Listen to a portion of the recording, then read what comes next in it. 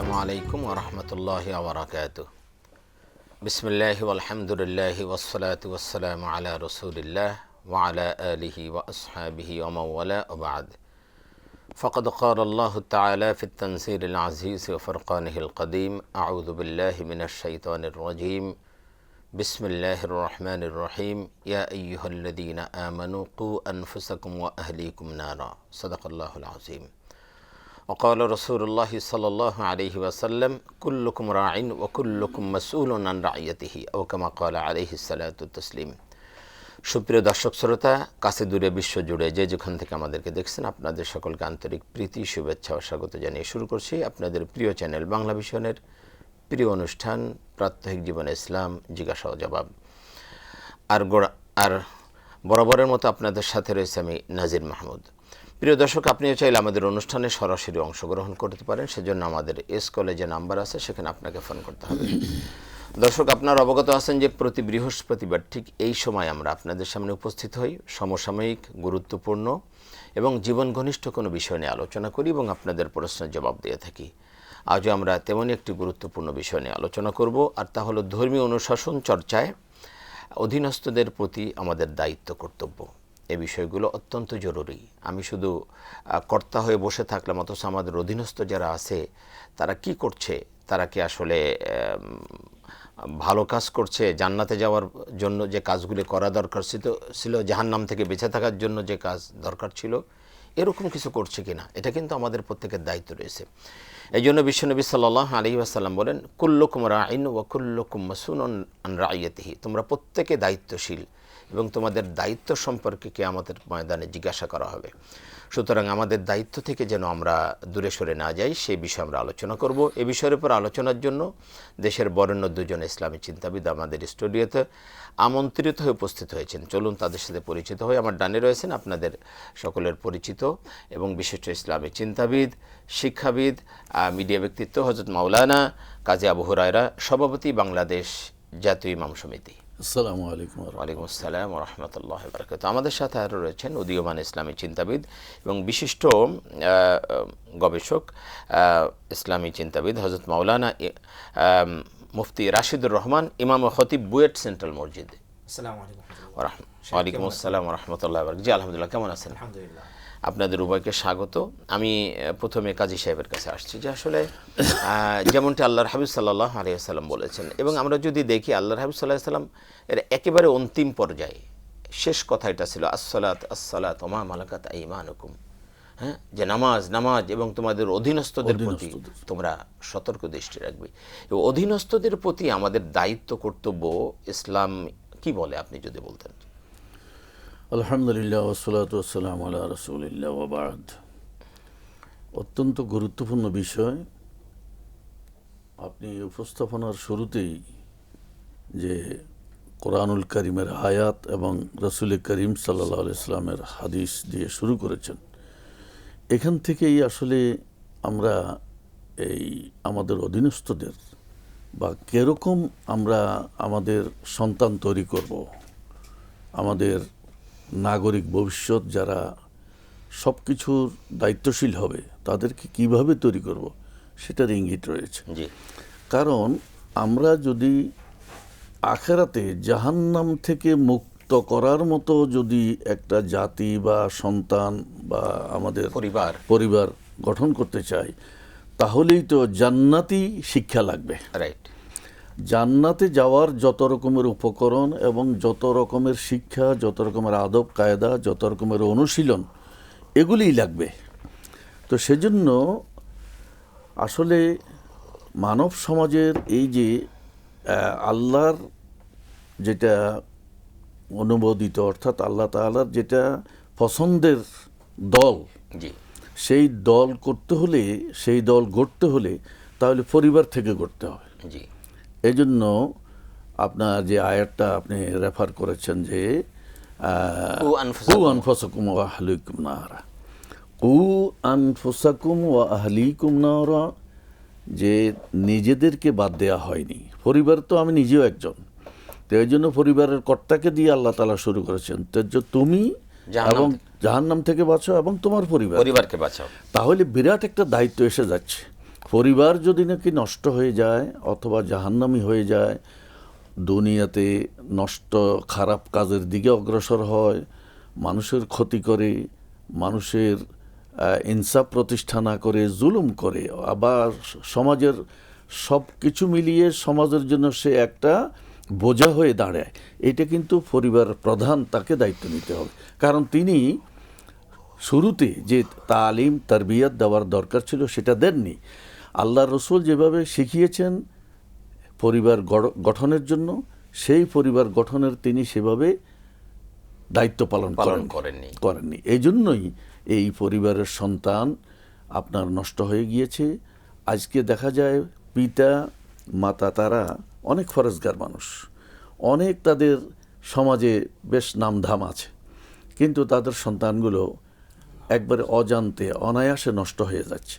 এর কারণ হলো এই সন্তানগুলো পরিবার থেকে বেরিয়ে কোথায় গার্লফ্রেন্ড করেছে, কোথায় বয়ফ্রেন্ড করেছে, কোথায় কার সাথে মিশেছে, কি চরিত্রের লোকদের সঙ্গে তার সে সমাজ করেছে, এসব ব্যাপারে তার খবর ছিল না। এবং এসব ব্যাপারে সে মানে খোঁজ খবর নেয় না, তৎপর ছিল না যে আমার সন্তান কি করছে না করছে না। যে আপনার কাছে আমি আসবো, যেখানে কাজী সাহেব শেষ করেছেন, এটা একদম পরিবার থেকে যদি আমরা দেখি, আল্লাহ পাক বলছেন কু আনফুসাকুম ওয়া আহলিকুম নারা, তুমি জাহান্নাম থেকে বাঁচো, পরিবারকে বাঁচাও। প্রত্যেকটা পরিবারের দায়িত্বশীল যিনি, তিনি যদি দায়িত্ব নেন যে আমি আমার পরিবারটাকে সেভ করি, তাহলে কিন্তু সবাই সেভ হয়ে যায়। আমি আমার পরিবারকে সেভ করি যেন তারা জাহান্নামে না যায়, জাহান্নামে যাওয়ার মতো কাজ না করে। এই যে অনুশীলন বা এই যে চর্চা পরিবার থেকে, এটা দিন দিন আসলে উঠে যাচ্ছে। এই জায়গাটা আপনি কি বলবেন যে আমাদের কি দায়িত্ব রয়েছে? এবং আল্লাহর হাবিবের হাদিসটা যদি আমরা দেখি, কুল্লুকুম রাইন ওয়া কুল্লুকুম মাসউলুন আন রাইয়াতি, তো প্রত্যেকে দায়িত্বশীল। আপনি পরিবারের দায়িত্বশীল যখন, তখন কিন্তু পুরো পরিবারের হিসাব আল্লাহর কাছে দিতে হবে, যে পরিবারকে তুমি কিভাবে লালন পালন করেছো, পরিবারকে তুমি কিভাবে গঠন করেছো, তাদেরকে পরকালের চিন্তা এবং ইসলামের যে অনুশীলন করতে হবে, এগুলো তুমি শিক্ষা দিয়েছিলে কিনা, এই বিষয় কিন্তু তাকে জবাবদিহি করতে হবে। আপনি কি বলবেন এই জায়গায়? জি শেখ, জাযাকুমুল্লাহ খাইরান। আজকে আমাদের খুবই সমসাময়িক এবং গুরুত্বপূর্ণ একটি বিষয় আমরা আজকে আলোচনা করছি, যে ধর্মীয় অনুশাসন চর্চায় অনুষদের উৎসাহীকরণে বড়দের দায়িত্ব ও কর্তব্য। তো বড় বলতে আমি পরিবারের একজন কর্তা, আমি সমাজের আমার যেই পরিমণ্ডল আছে সেখানকার একজন কর্তা, এবং পরিবারও আমি বলতে চাইব যে পরিবার বলতে কেবল আমার সন্তান সন্ততি, আমার স্ত্রী পরিজন এতটুকুই নয়, বরং আমার কাজিন যারা আছে, আমার বন্ধুবান্ধব যারা আছে, যাদের সাথে আমি নিয়মিত ওঠা বসা করি, আমার খালাতো ভাই, চাচাতো ভাই, ফুফাতো ভাই এবং ভাতিজা যারা আছে, এরা পুরাটাই আমার পরিবার অন্তর্ভুক্ত। আল্লাহ সুবহানাহু ওয়া তাআলা যাকে যেই পরিমাণ মেধা, বুদ্ধি, শক্তি দান করেছেন, তাকে সেই হিসাবে তার পরিবার পরিজনকে দেখাশোনা করাটা তার অন্যতম দায়িত্ব। আমি যদি মনে করি যে আমি একা ভালো থাকবো, আমার পরিবার পরিজনের কি হচ্ছে না হচ্ছে, তাদের ধর্মীয় কী অবস্থা হলো না হলো, এই বিষয়গুলো যদি আমি খেয়াল না রাখি, তাহলে কিছুদিন পরে দেখা যাবে আমি নিজেই ভালো থাকতে পারবো না। কারণ আমার সন্তানদের একটা প্রভাব, তারা তো একসময় লিডিং পর্যায়ে যাবে, তারা একসময় পরিচালনার একটা পর্যায়ে চলে যাবে। যতই আমি বলছি যে আমি বাবা, ঠিক আছে, বাবা হিসাবে আমার যে শ্রদ্ধাবোধের জায়গা সেটা তারা অবশ্যই করবেন, কিন্তু এই শ্রদ্ধা শেখানোর দায়িত্বটাও আমার। দেখুন, যেই পরিবারের পিতা তার নিজের সন্তানের সামনে তার আব্বা অর্থাৎ সন্তানের দাদার জুতাটা ঠিক করে দেয়, এই সন্তান দেখে যে আমার আব্বা দাদাজানের জুতা ঠিক করে দিচ্ছেন, আমার আব্বা তার মা বাবার খেদমত করছে, সেবা করছে বা তাদের টেক কেয়ার করছে। প্রাকৃতিকভাবে স্বভাবগতভাবে সে চিন্তা করবে যে না, আমাকে তো বড়দের সাথে এরকম ব্যবহার করতে হবে। রাসূল করিম সাল্লাল্লাহু আলাইহি ওয়াসাল্লাম এবং সাহাবায়ে কেরাম কিন্তু এই বিষয়গুলো খুব ধরে ধরে শিক্ষা দিতেন। ছোট ছোট জিনিস, কিন্তু ওই ছোট ছোট বালুকণা, বিন্দু বিন্দু জল, সেভাবেই শিক্ষা দিতেন। হযরত ওমর ফারুক রাদিয়াল্লাহু আনহু, এক যুবক অন্তিম মুহূর্তে এসেছেন তার সাথে দেখা করতে, কথাবার্তা হয়েছে, যাওয়ার সময় বলছেন যে এই তোমার টাকনো থেকে তোমার কাপড়টা উপরে তোলো। তো এই মুহূর্তে শাহাদাত বরণ করবেন, রক্ত ঝরছে, খাবার কিছু গিলতে পারছেন, তখনও তিনি সতর্ক করছেন।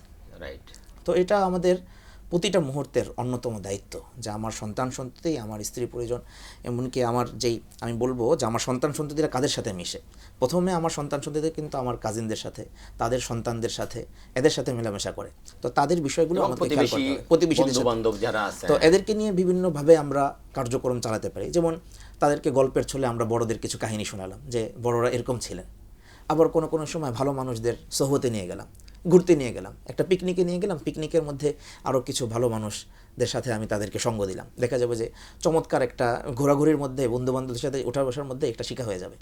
রাসূল করিম সাল্লাল্লাহু আলাইহি ওয়াসাল্লাম তার চাচাতো ভাই এবং আরেক সূত্রে ভাগিনা হন হযরত মাইমুনা রাদিয়াল্লাহু আনহার সূত্রে ইবনে আব্বাস রাদিয়াল্লাহু আনহুকে ছোটবেলায় শিক্ষা দিচ্ছেন, ইদা সাআলতা ফাসআলিল্লাহ, যখন চাবা আল্লাহর কাছে চাও। আল্লাহর কাছে চাও।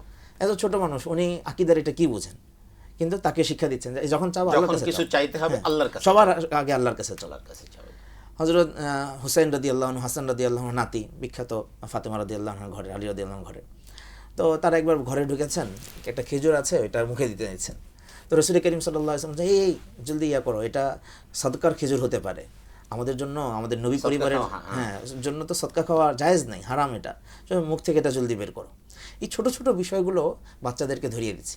যখন আমি আমার সন্তানদেরকে, আমার পাড়া প্রতিবেশী যে বাচ্চাদেরকে, এদেরকে আমি যখন আমার অনুজদের যারা আছে, হ্যাঁ, অনুজেরও একটা বিস্তৃত পর্যায়ে, একটা অনুজ যারা বাচ্চাদের কথা বললাম, আবার দেখা যাবে যে আমাকে ফলো করছে আমি জানি না, আমি একটা জায়গার হয়তো নেতৃস্থানীয় ব্যক্তি, আমি ইমাম, আমি চাকরিজীবী, আমাকে কিন্তু আমার এলাকার লোকজন আমাকে ফলো করছে। তো এই যে ফলো করে 17-18 বছর, 15-16 বছর ইন্টারমিডিয়েট পরীক্ষা দিচ্ছে, অনার্স পড়ছে, এরাও আমার অনুজ। ওরা কিন্তু তাকিয়ে থাকে আমার বড় ভাইটা কি করে।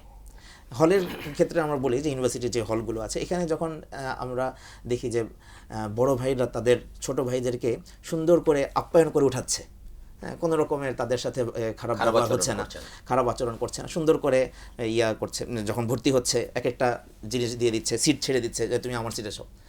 এই কথাটা এই বাচ্চা বা এই অনুজ, এই জুনিয়র আচরণ, বড় ভাইদের এই আচরণ কিন্তু সবসময় মুগ্ধ হয়, এবং সে বলতে থাকে যে আমি যেদিন ভর্তি হয়েছিলাম, হলে যেদিন প্রথম উঠেছিলাম, ওই দিন কিন্তু আমার বড় ভাই আমার সাথে এই ব্যবহার করেছিল। আর বিপরীত আছে, বিপরীত তো এটা আমরা সবাই, যখন খারাপ কিছু দেখে তখন এটার প্রভাব পড়ে, তখন সে এটা খারাপের দিকে ধাবিত হয়। জি, আপনার কাছে আসবো আমি। যে আমরা আলোচনা করছিলাম চমৎকার, যে আমাদের অনুজদের প্রতি আমাদের বড়দেরকে দায়িত্ব রয়েছে। আসলে এখানে শুধু পরিবার নয়, আমি যদি আর একটু ওয়াইড স্পেসে বলি, তাহলে পরিবার, সমাজ, রাষ্ট্র, সবার দায়িত্ব রয়েছে এখানে। দায়িত্ব কর্তব্য, বড়দের দায়িত্ব কর্তব্য। বড় বলতে আমরা যদি একেবারে রাষ্ট্রের সর্বোচ্চ জায়গার বড়, হ্যাঁ, রাষ্ট্রের সর্বোচ্চ পর্যায়ে যিনি আছেন, তিনিও কিন্তু তার অধীনস্থ যারা আছে সবার প্রতি তারও কিন্তু দায়িত্ব কর্তব্য রয়েছে। সুতরাং এই জায়গাটা যদি আপনি বড় স্পেসে, অর্থাৎ ওয়াইড স্পেস যদি আপনি বলতেন যে আসলে সমাজের এই স্তরগুলোতে আমাদের কার কিভাবে আসলে তাদেরকে অনুপ্রেরণা করা দরকার। রাষ্ট্র এজ এ হোল একটা বড় পরিবার এবং একটা সমাজ, এটা কিন্তু ক্ষুদ্র পরিবার থেকে একটু জমা হয়ে হয়ে বড় একটা বিস্তৃতি লাভ করে। এই হয়তো আমরা আমাদের দেশের অবস্থাতে বলতে পারি ইউনিয়ন, উপজেলা, জেলা, তারপরে হলো একটা বিভাগ, এরপরে হলো একটা রাষ্ট্র। তো এখানে আসলে আমরা ওই যে ছোটবেলায় একটা পড়তাম যে কয়েকটি বাড়ি মিলে একটা মহল্লা হয়, কয়েকটা মহল্লা মিলে একটা গ্রাম হয়, এরকম আর কি, বিষয়টা এরকমই।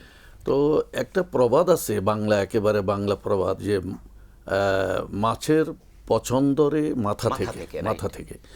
তো আমাদের এই যে বড় পদের যারা আছেন, যেখানে যেখানে যারা দায়িত্বশীল আছেন, তাদের যদি পছন্দ ধরে, তাহলে তো সমাজ পুরোটাই তার অধীনস্থ সব। যে এখন আমরা দেখছি কি, যে আমাদের বড় কর্তা যিনি দুর্নীতিবাজ, তার অধীনস্থ সবাই বলে যে আরে এটা তো জায়েজ হয়ে গেছে, যে পদগুলোতে এই ধরনের লোকে চুজ করে করে বসাচ্ছি, যে একে বসাইলে আমার লাভ হবে। এইভাবে পুরো দেশটাকে আমরা একটা শোষণ, বঞ্চনা এবং সব লুটপাট করে খাওয়ার, এইজন্য তো মেধাহীন হয়ে যাচ্ছে, মেধাহীনরা এখন সব জায়গায়। এইজন্য আমাদের তরুণদেরকে আমরা ধন্যবাদ জানাই, তারা মেধার, ধন্যবাদ মানে হাজারো কোটি ধন্যবাদ, কারণ তারা আজকে এই যে আল্লাহ তাআলা ইন্নাল্লাহা লা ইয়ানজুরু ইলা সুওয়ারিকুম ওয়ালাকিন ইয়ানজুরু ইলা কুলুবিকুম ওয়া আমালিকুম, তাদের অন্তরে এই ধরনের যে অন্যায়ের নিয়ে তারা কিন্তু এটা করে নাই, তারা বিদ্রোহ করেছে। আমি আরেকটা জায়গায় দেখেন যে আমি যদি দেখি জাহেলি যুগ, একদম জাহেলি যুগ, যেটাকে ইতিহাসের সবচেয়ে কলঙ্কিত যুগ বলা হয়, সেই জাহেলি যুগের মানুষও কিন্তু মিথ্যা কথা বলতে ঘৃণা করত, লজ্জা পেত। আর এখন কি হলো সমাজে, আমরা দেখতেছি আমাদের বড়রা মানে লক্ষ লক্ষ হাজার হাজার মানুষের সামনে দেদারসে মিথ্যা কথা বলতেছে। আর এটার অনুকরণ করছে কারা? ছোট যারা আছে তারাও। আর যেটা বলছে মিথ্যা, মানে সত্য বলতেছে, কিন্তু সেটার বিপরীত করে। অর্থাৎ সব কিছুতে একটা নষ্টের একটা শিক্ষা। সুতরাং আমাদের আসলে ধর্মীয় দৃষ্টিকোণ থেকে আবারও আমরা বলি যে আমাদের আসলে দায়িত্ব রয়েছে। আমরা যদি এই জায়গায় যাই, মা ইয়ালফিযু মিন কাউলিন ইল্লা লাদাইহি রাকিবুন আতীদ, আল্লাহ পাক বলছেন তোমার কোনো একটা কাজ তো কাজ, তোমার কোনো একটা কথাও কিন্তু এমন নয় যেটা লিখে রাখা হচ্ছে না। তোমার প্রত্যেকটা কথা পর্যন্ত লিখে রাখা হচ্ছে, তোমার প্রত্যেকটা কাজ কর্ম, এমনকি তোমার প্রত্যেকটা কথা তুমি গোপনে বলো আর প্রকাশ্যে বলো, সব কিছু কিন্তু লিপিবদ্ধ করে রাখা হচ্ছে এবং কিয়ামতের ময়দানে তোমার আল্লাহর কাছে জবাবদিহি করতে হবে। সুতরাং আমরা কি, আমি মৌলানা রাশিদুর রহমান আপনার কাছে আসছি, আমরা কি আসলে এই জায়গায় বলতে পারি যে মানুষের মধ্যে যতক্ষণ পর্যন্ত আসলে পরকালে আল্লাহর কাছে জবাবদিহি করতে হবে এই অনুভূতি যদি তার মধ্যে না থাকে, পরকালে আল্লাহর কাছে আমাকে জবাবদিহি করতে হবে এই অনুভূতি যতক্ষণ না আসবে মানুষের মধ্যে, একজন মানুষ আসলে সত্যিকারে ভালো মানুষ হবে না এবং সে এই অন্যায় থেকেও বিরত থাকবে না। আপনি কি বলবেন আসলে এই জায়গায়? আসলে শেখ, দেখুন যে আমরা যে আজকে যে বিষয়টা ধর্মীয় অনুশাসন বা পরকালের জবাবদিহিতা, ধর্ম আসলে জিনিসটা কি? ধর্ম এমন জিনিস যে অচ্ছুত, এটাকে স্পর্শ করা যায় না, এটাকে ধরা যায় না, এরকম কোনো কিছু না। আসলে বিষয় তা না। ধর্ম হলো একটা জীবন বিধান, একটা অনুশাসন, একটা অনুশাসনের বিষয়। এটা প্র্যাকটিক্যাল লাইফ। আমি আমার মাথার চুল থেকে শুরু করে আমার পা পর্যন্ত, পায়ের নখ পর্যন্ত, আমার জীবন, আমি জন্ম হওয়ার আগ থেকে, পৃথিবীতে আসি নাই এর আগ থেকে, এবং পৃথিবী থেকে চলে যাব এবং অনন্তকালের একটা জীবন আমি লাভ করব, এই পুরো সময়ের গাইডলাইন আমাকে ধর্মের মধ্যে ধর্ম দিতে। আমি একটা ফোন নিয়ে আপনার কাছে আসবো। দর্শক আসসালামু আলাইকুম। আসসালামু আলাইকুম। ওয়ালাইকুম আসসালাম ওয়া রাহমাতুল্লাহ। আমি দিনাজপুর থেকে। জি, আপনার প্রশ্ন। আমার দুটি প্রশ্ন রয়েছে। প্রথমত আমি জানতে চাই যে আমি যখন কোরআন শরীফ পড়ি, তো আমি দেখা যায় এক একদিন এক একটা সূরা পড়ি এবং হয়তো 10টা বা 20টা আয়াত পড়ে অর্থ বোঝার চেষ্টা করি। তো এই যে এক একদিন যে এক একটা সূরা পড়ি, কমপ্লিট করি না, তো সেই ক্ষেত্রে কি এটা কমপ্লিট করা বাধ্যতামূলক কিনা বা এভাবে পড়লে কোনো সমস্যা আছে কিনা, এটা একটা জানার আছে। আর দ্বিতীয় আরেকটা বিষয় একটু জানতে চাই, সেটা হচ্ছে টাকনুর নিচে প্যান্ট পরিধান করা তো নিষেধ, এটা শাস্তি কি আসলে, এটা একটু আমি জানতে চাই। চমৎকার দুটি প্রশ্ন করেছেন আমাদের দিনাজপুর থেকে আমাদের ভাই অপু ভাই। আমি মুফতি রাশিদুর রহমান আপনার কাছে জানতে চাইব। উনি বলছেন যে কোরআন শরীফের অনুবাদ আমি পড়ি, কোরআন শরীফ পড়ি এবং অনুবাদ পড়ি। এখন অনুবাদ দেখা যায় যে আমি একটা সূরার সব হয়তো পড়তে পারছি না, তো সেক্ষেত্রে এইভাবে ভেঙে ভেঙে পড়াটা জায়েজ হবে কিনা, এটা আপনি। যে মাশাআল্লাহ, অপু ভাই কোরআন শরীফের স্পর্শে এসেছেন। আল্লাহ রাব্বুল আলামিন তার এই আশাকে কবুল করেন এবং কোরআনের আলোয় তাকে আলোকিত করুন। কোরআন মাজিদ পুরোটাই নূর, হেদায়েত, রহমত। এটাকে আমি যত বেশি গ্রহণ করতে পারবো, এটা আমার জন্যই কল্যাণকর বিষয়। তো কোনো একটা কোরআন মাজিদের কোনো একটা সূরার অংশ বিশেষে যদি তর্জমা পড়া হয়, তাহলে আলহামদুলিল্লাহ ভালো, তিনি এটা করতে পারছেন। তবে আমরা অপু ভাইকে একটা পরামর্শ দিব যে উনি জায়গা থেকে চুজ করে পড়ছেন, এটা মাশাআল্লাহ ভালো। আর আরেকটা খতম যদি এরকম হয় যে একেবারেই শুরু থেকে শেষ পর্যন্ত আস্তে আস্তে পড়ে যাবেন, তাহলে দেখা যাবে যে এটার পুরোপুরি একটা কমপ্লিট মেসেজটা উনি পেয়ে যাবেন। একটা হলো যে আপনি চমৎকার বলছিলেন, আরেকটা হলো যে বিশেষ করে যে সূরাগুলো নামাজের মধ্যে পড়ছেন, এই সূরাগুলোর অনুবাদ কিন্তু আগে জানা দরকার, ব্যাখ্যাগুলো জানা দরকার, তাহলে নামাজের মধ্যে অ্যাটেনশনটা অনেক সুন্দর হবে। এইজন্য এটা একটা বিষয়, আপনি এটা চুজ করবেন যে নামাজের মধ্যে এটা আমরা নামাজের মধ্যে যে সূরাগুলো পড়ে শুরু করে এই সূরাগুলো আগে অনুবাদ জানবেন।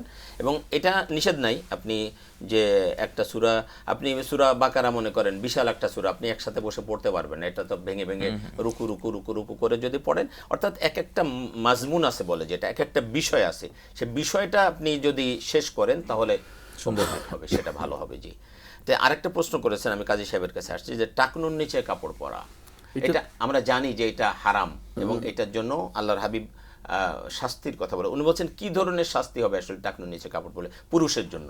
মহিলাদেরকে তো টাকনু ঢাকতেই হবে, কিন্তু এখন উল্টা হয়ে গেছে আমাদের দেশে, মহিলারা টাকনুর উপরে কাপড় পরে আর পুরুষেরা টাকনুর নিচে পড়ে, অথচ উচিত ছিল পুরুষরা টাকনুর উপরে পড়বে, মহিলারা টাকনুর নিচে পড়বে। আপনি এটা সহিহ হাদিসের দ্বারা বলা হয়েছে যে মাসফালা মিনাল কাবাইন ফাহুয়া ফিন্নার। হ্যাঁ, তাও কামা কাল আলাইহিস সালাতু ওয়াস সালাম। তা এখন যেটা টাকনুর নিচে গিয়েছে ততটুকু জাহান্নামে যাবে। তো আসলে কথা হচ্ছে কি, জাহান্নামে কি পা কেটে অতটুকু যাবে আসলে পুরোটাই জাহান্নামে চলে যাবে। মানে শাস্তি হলো আল্লাহ বলছেন যে পুরুষ টাকনুর নিচে কাপড় পরে ওই পা জাহান্নামে যাবে, জাহান্নামে তার মানে যাবে। হলো পুরুষটাই আসলে- পুরুষটাই জাহান্নামে এটা যাবে। জাহান্নামের শাস্তির কথা। শাস্তির কথা। আর এটা ভাই পরিষ্কার মনে রাখবেন, যে সকল গুনাহের ব্যাপারে শাস্তির কথা বলা হয় এগুলো কিন্তু কবিরা গুনাহ, বড় গুনাহ। সুতরাং প্রত্যেক পুরুষ এটা আমরা সতর্ক থাকবো, এর থেকে আমাদেরকে বেঁচে থাকতে হবে। এখন আমি একটা সায়েন্স বলছি যে কেন নিষেধ করা হলো, শরীয়ত কেন নিষেধ করলো পুরুষকে টাকনুর নিচে কাপড় পরতে। সেটা হলো, আপনি দেখবেন শরীয়ত যতগুলো জিনিস নিষেধ করেছে প্রত্যেকটার মধ্যে ক্ষতি আছে, আর শরীয়ত যেটা হালাল করেছে প্রত্যেকটার মধ্যে উপকার আছে। এখন এইটার মধ্যে ক্ষতিটা কি, এটা গবেষণা করে মেডিকেল সায়েন্স বের করছে যে পুরুষরা যদি টাকনুর নিচে কাপড় পরে, তাহলে এই যে টাকনুর নিচের যে অংশটা, এখানে কাপড়ের ঘষা লাগতে লাগতে তার পৌরসত্বের ক্ষতি হয়, হরমোন তৈরি হয় না। হ্যাঁ, এই জন্য আমরা এই টাকনুর নিচে। তাছাড়া বাহ্যিক ক্ষতিও তো আছে, যে আমি মহিলারা কিন্তু বাসা থেকে বের হচ্ছে না, তারা বাসাতেই থাকছে, এজন্য তাদের কাপড়টা নিচে পরিষ্কার জায়গায়। আর আমি পুরুষ হয়ে যখন আমাকে বাসা থেকে বারবার রাস্তাঘাটে বের হতে হচ্ছে, আমারটা যখন নোংরা হয়ে যাচ্ছে, অপরিচ্ছন্নতারও একটা বিষয় থাকে। আমি একটা ফোন নিয়ে ইনশাল্লাহ আলোচনা আসবো। দর্শক আসসালামু আলাইকুম। হ্যালো হ্যালো, আসসালামু আলাইকুম। হ্যালো, জি, আপনার টেলিভিশনের ভলিউমটা কমিয়ে আমাদেরকে প্রশ্ন করুন। হ্যাঁ বোন, হ্যাঁ এবার প্রশ্ন করুন। জি, সকাল সন্ধ্যায় যে দোয়াগুলো পড়ি, সকাল সন্ধ্যায় যে দোয়াগুলো পড়ি, এটা প্রায় 20টার উপরে দোয়া। এর ভিতরে 8 থেকে 12 নম্বর এই দোয়াগুলো আমার মুখস্থ নাই। এই দোয়াগুলো যদি বাদ রেখে পড়ি, এটা ফজিলত পাবো কিনা? আপনি একটু আবার যদি রিপিট করতেন, আমরা বুঝতে পারছি না আপনার কথাগুলো। হ্যালো হ্যালো, একটু যদি আমার প্রথম প্রশ্ন, যে আমরা যে সকাল সন্ধ্যা দোয়াগুলো পড়ি, এই দোয়াগুলো প্রায় 20টার উপরে দোয়া, এটা 8 থেকে 12 নম্বর দোয়া আমার মুখস্থ নাই। এটা যদি বাদ রেখে আমলটা করি, এটার ফজিলত পাবো কিনা? জি, ধন্যবাদ। আর আরেকটা দোয়া হলো, আরেকটা প্রশ্ন হলো যে সকালবেলা সূর্য ওঠার পরে 2 রাকাত নামাজ, ইশরাকের নামাজ পড়তে বলা হয়, এটা কবুল হজরত সকালে, এটা জানি নামাজের বসে পড়তে বলা হয়। তা মহিলারা তো অনেক কাজে ব্যস্ত থাকে, তখন কাজ মানে কোনো কাজ করার পরে যদি ওটা সময় মতো পড়ে, ওটার ফজিলত পাবো কিনা? জি, ধন্যবাদ। আমরা দুটা প্রশ্ন পেয়েছি আমাদের এক বোনের কাছ থেকে, মুফতি রাশেদুর রহমান। আপনি যদি বলতেন যে উনি বলছেন যে দোয়া, উনি সম্ভবত ওই যে কোনো ওয়াজিফার কোনো কিতাব থেকে হয়তো ওয়াজিফার কোনো কিতাব থেকে সিরিয়াল বাই সিরিয়ালে বলছেন যে এটা কিছু বাদ দিয়ে যদি পড়ি তাহলে সব হবে কিনা। জি, আপনি। আলহামদুলিল্লাহ, আমাদের বোন সকাল সন্ধ্যার দোয়াগুলো পড়ছেন খুবই ব্যক্তির হেফাজতের জন্য এবং জরুরি, দুনিয়া আখেরাতের বিভিন্ন কল্যাণের জন্য খুবই জরুরি। তো আমাদের বোন সম্ভবত কোনো একটা কিতাব থেকে পড়েন, যেমনটা শাইখ আপনি বলছিলেন। তো এরকম দুই একটা বাদ দিয়ে পড়লে কোনো সমস্যা নেই। আপনি যতদূর পড়বেন ততদূর আপনি সব অবশ্যই পাবেন, আপনি সেটার ফজিলত অবশ্যই পাবেন, কোনো সন্দেহ নেই। এবং উনি বলছেন যেটা হাদিস, আল্লাহ রাসূল সাল্লাল্লাহু আলাইহি ওয়াসাল্লাম বলছেন যে মান সাল্লাল ফাজরা ফি জামাআতিন সুম্মা কাদা ইয়াযকুরুল্লাহ হাত্তা তাতলু আশ-শামস সুম্মা সাল্লা রাকাতাইন আজরুহু কাহজরিল হাজ্জ ওয়াল উমরা। এটা হাদিসটা হলো যে আমরা জানি যে যদি কোনো ব্যক্তি ফজরের নামাজ জামাতে পড়ে এবং ওই জায়নামাজে যেখানে পড়ছিল সেখানে বসে তাসবিহ তাহলিল পড়তে থাকে সূর্য উদয়ের আগ পর্যন্ত, এরপরে 2 রাকাত নামাজ পড়ে, তাহলে তাকে একটা হজ এবং উমরা সব দান করা হবে। এবং এটাও আছে যে পরিপূর্ণ তিনবার পরিপূর্ণ উমরা এবং হজের সব দেওয়া হবে। বোন বলছেন যে আমরা তো আসলে মহিলারা কাজের মধ্যে ব্যস্ত থাকি, ফজর নামাজ পড়ে হয়তো কিছু কাজ করি, তারপরে যদি আবার এই নামাজ পড়ি তাহলে এই সব পাওয়া যাবে কিনা? আলহামদুলিল্লাহ, উনি যেই কাজে যাচ্ছেন, আমরা আগে একটা কথা বলেছি যে ধর্ম আসলে জিনিসটা কি, পুরা জীবনব্যাপী একটা বিষয়। তো আমি যখন পরিবারে যে কাজগুলো করছি, এটাও কিন্তু আমার ধর্মীয় কাজের অন্তর্ভুক্ত। অবশ্যই আমার সন্তানকে গুছিয়ে দেওয়া, স্বামীকে গুছিয়ে দেওয়া, বাবা মাকে গুছিয়ে দেওয়া, পারিবারিক বিভিন্ন কাজ করা, নাস্তা তৈরি করা, এটাও আমার ইয়ার অন্তর্ভুক্ত। হ্যাঁ, হাদিসের মধ্যে যে কথাটা বলা আছে যে তাম্মা পরিপূর্ণ, এটার জন্য অনেক উলামায়ে কেরামের বক্তব্য হচ্ছে যে পরিপূর্ণটা তখনই পাওয়া যাবে যদি বসে থাকা যে শর্তগুলো দেওয়া হয়েছে ওই অনুযায়ী করা হয়, তাহলে পাওয়া যাবে। আর কোনো কারণে যদি কোনো দিন উঠতে হয় করতে হয়, তাহলে আল্লাহ তাআলা আশা করি তাকে বঞ্চিত করবেন না। একটা ফোন নিয়ে আসবো ইনশাআল্লাহ। দর্শক আসসালামু আলাইকুম।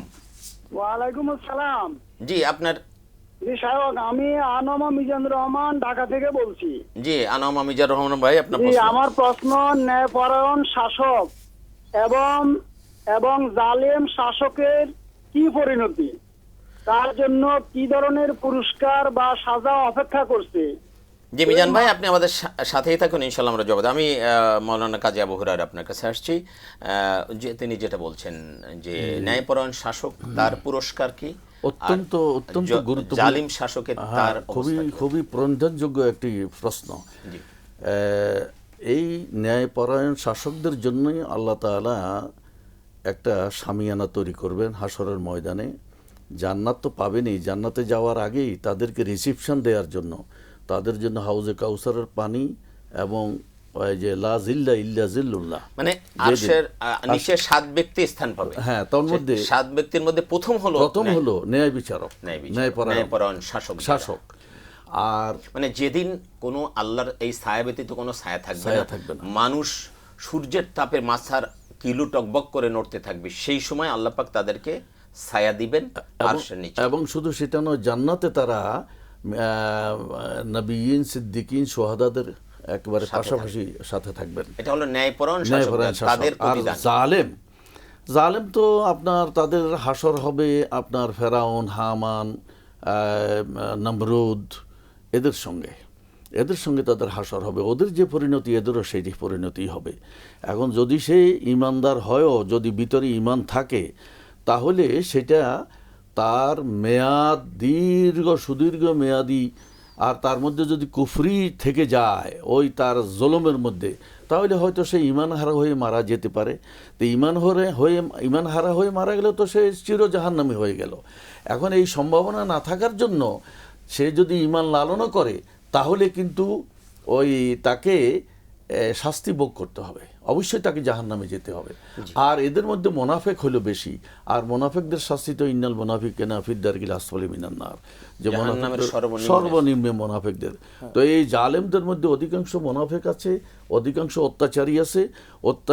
অত্যাচারী শাসক পৃথিবীতে যারা ছিল, তাদের সাথেই তাদের হাসর হবে, তাদের সাথেই তারা জাহান্নামে থাকতে হবে তাদের। আমি শাইখের সাথে একটু যদি যোগ করি যে আল মালিকুল আদিল, যে ন্যায়পরায়ণ বাদশাহ আসলে উনি পৃথিবীর জন্য, হযরত তো আখিরাতের বিষয়গুলো বললেন, সেটা আমাদের আসল পাওনা। তো পৃথিবীর জন্য কিন্তু উনি রহমত, আল্লাহ তাআলার ছায়া স্বরূপ, আল্লাহ তাআলার খেলাফতের দায়িত্ব তিনি পালন করছেন, যিনি ন্যায়পরায়ণ আল্লাহ তাআলার ছায়া উনি। এবং ন্যায়পরায়ণ শাসক যেই স্থানে থাকে, সেখানে সাধারণ মানুষেরও দোয়া কবুল হয়। তো এই দোয়া কবুলের বিষয়টা কিন্তু ন্যায়পরায়ণ শাসনের সাথে একটা সংশ্লিষ্ট বিষয়। আর জালেমের বিষয়টা আমরা দেখি, ফেরাউনের ইতিহাস কোরআন মাজিদ আল্লাহ সুবহানাহু ওয়া তাআলা শুনিয়েছেন। সূরা কাসাসের 4, 5, 6 নম্বর আয়াত যদি আমরা দর্শকরা পাঠ করি, তাহলে দেখব যে সেখানে আল্লাহ তাআলা বলেছেন যে ফেরাউন সে আলা ফিল আরদ, জমিনের সে অত্যাচারী হয়েছিল, বিভিন্ন মানুষকে খুন করত, নারীদের সাথে খারাপ ব্যবহার করত, নারীদেরকে সে দাসী ইত্যাদি বানাতো। আল্লাহ তাআলা বলছেন যে ওকে আমি দুনিয়াতেই সবার সামনে লাঞ্ছিত করেছি। দুনিয়াতেও জালেমের জন্য লাঞ্ছনা, আখিরাতের লাঞ্ছনা তো আছেই।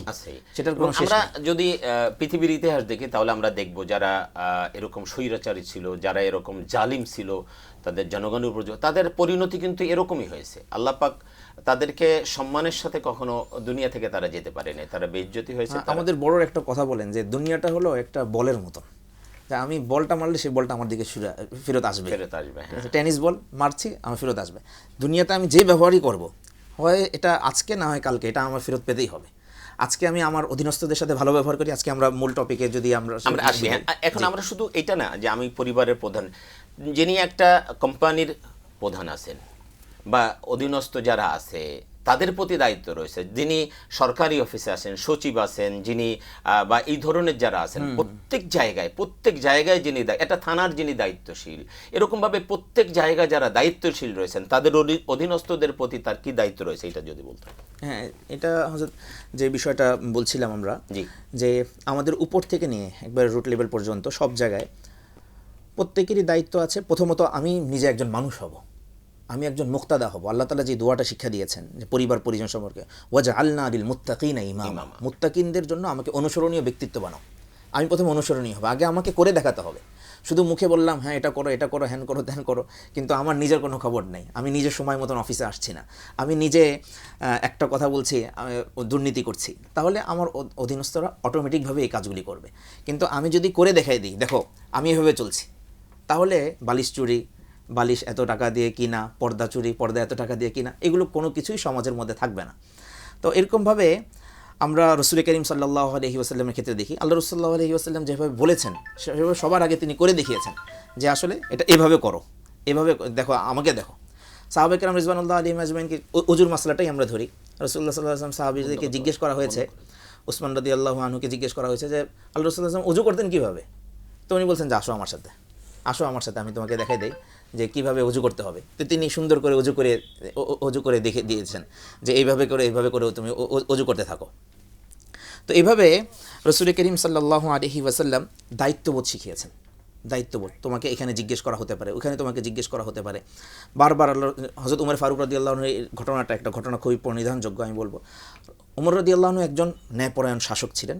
পুরা অর্ধেক পৃথিবী উনি রাজত্ব খেলাফতের অধীনে নিয়ে এসেছিলেন। তার সম্পর্কিত এই কথাটা তো প্রসিদ্ধ যে একই ঘাটে আপনার বাঘ এবং ছাগল পানি খাচ্ছে। তো এরকম একটা কথা তার সম্পর্কে প্রসিদ্ধ। এই উমর ফারুক রাদিয়াল্লাহু আনহু কীভাবে এই ন্যায়পরায়ণতা শিখলেন? আল্লাহ রাসূলুল্লাহ সাল্লাল্লাহু আলাইহি ওয়াসাল্লামকে দেখে দেখে শিখেছেন। রাতের বেলা তিনি ছদ্মবেশে টহল দিতেন যে দেখি কোথাও কারো কোনো প্রয়োজন আছে কিনা, কোথাও কোনো সমস্যা আছে কিনা। এই যে জনগণের প্রতি একটা তার মায়াবোধ, অনুজদের প্রতি, জনগণ মানে তো তার অনুজদের প্রতি তার একটা তার অধীনস্থ। একবার এক বাসায় গেছেন, বাসায় গিয়ে দেখেন যে খুবই করুণ অবস্থা। তো মহিলা বলছেন যে আমাদের তো খুবই করুণ অবস্থা, আমাদের শাসক তো আমাদেরকে দেখে না। তো উমর রাদিয়াল্লাহু আনহুকে চিনতে পারেনি। উমর রাদিয়াল্লাহু আনহু ওখানে খাবার পাঠিয়ে দিলেন, সাথে সাথে রিলিফ পাঠিয়ে দিলেন এবং বললেন যে উমরের এই খেলাফতের অধীনে যদি একটা কুকুরও না খেয়ে থাকে তাহলে এটার হিসাব আমাকে দিতে হবে। আবার যাচ্ছেন তিনি, রাতের বেলা আবার বের হচ্ছেন, দেখছেন যে এক মহিলা তার মেয়েকে বলছে যে দুধের মধ্যে পানি মিক্স করো। তো মেয়ে বলছে যে উমর রাদিয়াল্লাহু আনহু নিষেধ করেছেন। তো মহিলা বলছেন যে উমর কি তোমাকে দেখবে এখন তুমি যদি পানি মিক্স করো? তো ওই মেয়ে বলছেন যে উমর না দেখলে ইন্না রব্বা উমর ইয়ারানা, উমরের রব তো আমাদেরকে দেখছে পানি মিক্স করা হতে বিরত থাকলেন। এই যে দায়িত্ববোধ, আল্লাহ রাব্বুল আলামিন, পরকালের একটা জবাবদিহিতা, এই বিষয়গুলো থাকার কারণে উমর রাদিয়াল্লাহু আনহু কী করলেন, পরবর্তীতে তাকে পুত্রবধূ করে নিয়ে আসলেন এবং এই ঘরেই পরবর্তীতে ন্যায়পরায়ণ শাসক উমর ইবনে আব্দুল আজিজ রাহমাতুল্লাহ আব্দুল আজিজের কথা আপনি বলছেন। আসলে এই যে কাজগুলো তখনই হবে যখন মানে কর্তব্যরত ব্যক্তিরা, অর্থাৎ যারা বড়রা আছে তারা যখন ন্যায়পরায়ণ হবে তখন অধীনস্থরা ন্যায়পরায়ণ হবে। যে ওমর বিন আব্দুল আজিজ কেমন ছিলেন, উনি একদিন আপনার করতেছেন, রাত্রেবেলা আলো জ্বালিয়ে কাজ করতেছিলেন। তো এক ব্যক্তি এসে বললেন যে আপনার সাথে আমার কিছু কথা আছে। তো উনি বললেন হাতের কাজ শেষ করি তারপরে।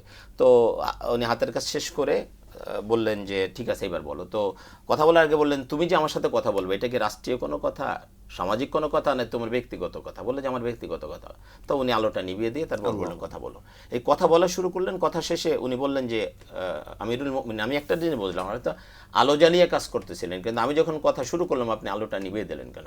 উনি ওমর ইবনে আব্দুল আজিজ ওমর দ্য সেকেন্ড, উনি বলছেন যে দেখো আমি রাষ্ট্রের আলো জ্বালিয়ে রাষ্ট্রীয় কাজ করতেছিলাম, তুমি আমার সাথে ব্যক্তিগত কথা বলবে, রাষ্ট্রীয় আলো জ্বালিয়ে তোমার সাথে আমি ব্যক্তিগত কথা বলবো, এই জন্য আমাকে আমির বানানো হয় না, এই জন্য আমাকে খলিফা বানানো হয় না, তাহলে কিয়ামতে আল্লাহর কাছে আমাকে জবাবদিহি করতে হবে। এটাই তো হতে হবে একজন দায়িত্বশীল। যারা বড় দায়িত্বে আছে তাদের এতটুকু ভয় থাকতে হবে যে রাষ্ট্রের জনগণের কোনো কিছু যেন আমার দ্বারা ক্ষতিগ্রস্ত না হয়, আমার দ্বারা তসরুফ না হয়। তাহলেই না অধীনস্থ যারা আছে তারাও কি হবে, সৎ হয়ে যাবে, তারাও ভালো হবে। এই যে বাঘে ছাগল এক ঘাটে পানি খাই, তো বাঘে আর ছাগলে, এই কারণেই এটা সম্ভব হয়েছিল। সুতরাং আমরা যদি আসলে বড়রা যদি আমাদের সেই দায়িত্ব, আমাদের সেই আমানতদারিতা যদি না থাকে তাহলে তো এটা হবে না। যে আমি সংক্ষেপে আপনার কাছে আপনি যদি আজকের বিষয়ে সংক্ষেপে বলতেন। আমি সংক্ষেপে আজকে বলবো যে পয়েন্ট করে যদি বলি যে অনুজদের প্রতি আমাদের বিভিন্নভাবে দায়িত্ব আছে। এক হলো তাদেরকে আকীদা শিক্ষা দেওয়া, তার রবকে, তার করণীয় কি, তার আখিরাত বলতে একটা জিনিস আছে, তাকে জবাবদিহিতা শিক্ষা দেওয়া, দায়িত্ববোধের শিক্ষা দেওয়া, প্রশ্ন উত্তরের মাধ্যমে শিক্ষা দেওয়া। বিভিন্ন সময় বিভিন্ন আমাদের আগের যুগে আমাদের বড়রা আমাদেরকে ওয়াজ মাহফিলে নিয়ে যেতেন, তাদেরকে বিভিন্ন সভা সেমিনারে নিয়ে যাওয়া, তাদেরকে বিভিন্ন প্রশ্ন করা, ইসলামিক কালচারের সাথে সংস্কৃতির সাথে তাকে অভ্যস্ত করা, রাসূল করিম সাল্লাল্লাহু আলাইহি ওয়াসাল্লামের জীবনী তার সামনে দেওয়া, উমর ফারুক রাদিয়াল্লাহু আনহু জীবনী তার সামনে দেওয়া। এই জীবনীগুলি দেখলে তারা অনুপ্রাণিত হবে এবং তাদেরকে তাদেরকে বলার সুযোগ দেওয়া, তার কি সমস্যাটা আছে তাকে বলার সুযোগ দেওয়া। তুমি বলো বাবা, তুমি আমাকে কথাটা বলো, তাহলে দেখবো যে সমস্যা যখন আসবে তখন সেটার সলভ হবে। ধন্যবাদ। আপনি যদি একদম শেষ মুহূর্তে একদম 30 সেকেন্ডের মধ্যে বলেন। আমি বলতে চাই যে আপনি একটা কথা বলেছেন যে আমরা ওই কিছু নামাজ পড়া বা কিছু ধর্মীয় অনুশাসন এগুলোকে মনে করি ইসলাম, কিন্তু ইসলাম যে কমপ্লিট কোড অফ লাইফ, আল্লাহ তাআলা বলেছেন যে উদখুলু ফিস সিলমে কাফা ওয়ালা তাত্তাবিউ খুতুওয়াতিশ শাইতান, তোমরা ইসলামে পরিপূর্ণরূপে প্রবেশ করো। কিন্তু আমরা অন্য জায়গায় গেলে সেখানে অন্যদের তরিকায়, অন্যদের আদর্শে সেভাবে গড্ডালিকার মতো গা ভাসিয়ে দিই। আর ওই নামাজ পড়তে আসলে সবে বরাত খুঁজি, এই খুঁজি সেই খুঁজি, কিন্তু সারা বছর যদি কেউ পার্মানেন্ট শ্রমিক না হয়, সেই তো আপনার বোনাস পাবে না। তো এখন আল্লাহর দপ্তরে তো সে বান্দা হিসেবে গৃহীত হবে না। তো এই জন্য আমাদের সন্তানদের গড়ে তোলার ক্ষেত্রেও আমাদের কিন্তু কতগুলো দায়িত্বের মধ্যে ওইটাও আছে যে তাআওয়ানু আলাল বিররি ওয়াত তাকওয়া, যে উপরস্থওয়ালারা নিচের ওয়ালাদেরকে উদ্বুদ্ধ করবে। আর একটা হলো যে ইদলু বাইনা আওলাদিকুম, আমরা ছেলে মেয়ের ভিতরে তফাৎ করবে, পরিবারেই আমরা তাদেরকে কিন্তু একটা হিংসা বিদ্বেষের মধ্যে নিয়ে যাই। আমরা এই তফাৎটা কোথাও করব না। জি, ধন্যবাদ আপনাদের উভয়কে, আপনারা অনেক চমৎকার বৈষম্য মুক্ত কাজ। জি, বৈষম্য মুক্ত সমাজ পরিবার গঠন করতে হবে। প্রিয় দর্শক, আমরা অনুষ্ঠানের একেবারে শেষ প্রান্তে চলে এসেছি। আসলে আমাদের প্রত্যেকের দায়িত্ব রয়েছে, এবং আবারও বলছি, আপনাকে কিন্তু এই দায়িত্ব সম্পর্কে জিজ্ঞাসা করা হবে। বিশ্বাস করেন, কিয়ামতে আল্লাহর আদালতে দাঁড়ায় আপনাকে কিন্তু জবাব দিতে হবে যে তোমার উপরে যে দায়িত্ব দেওয়া হয়েছিল সেই দায়িত্ব তুমি কতটুকু পালন করছো। আপনি যদি পরিবারের কর্তা হন, গোটা পরিবারের হিসাব আল্লাহর কাছে দিতে হবে যে পরিবার তুমি কিভাবে পরিচালনা করেছিলে, তোমার ইচ্ছা মতো নাকি আল্লাহ এবং তার রসুলের বিধান মোতাবেক করেছিলে। আপনি যদি সমাজের কর্তা হন, আপনি যদি একটা মানে উপজেলার চেয়ারম্যান হন, আপনাকে কিন্তু গোটা উপজেলার হিসাব দিতে হবে আল্লাহর কাছে যে তুমি কিভাবে তোমার উপজেলার শাসন অনুশাসন পরিচালনা করেছিলে, আল্লাহ এবং তার রসুলের আনুগত্যের ভিত্তিতে করেছিলে না তোমার যা ইচ্ছা তাই করেছিলে। আপনি যদি গোটা রাষ্ট্রের দায়িত্বশীল হন, আপনাকে কিন্তু গোটা রাষ্ট্রের হিসাব আল্লাহর কাছে দিতে হবে। অর্থাৎ যার চেয়ার যত বড়, তার দায়িত্ব তত বড়, তার হিসাব তত বেশি। সুতরাং আসুন আমরা আমাদের প্রত্যেকের দায়িত্ব সম্পর্কে সচেতন হই এবং আমাদের অনুজদেরকে আমরা অনুপ্রাণিত করি ভালো কাজের জন্য। আল্লাহ পাক আমাদের সকলকে সেই তৌফিক দান করুন।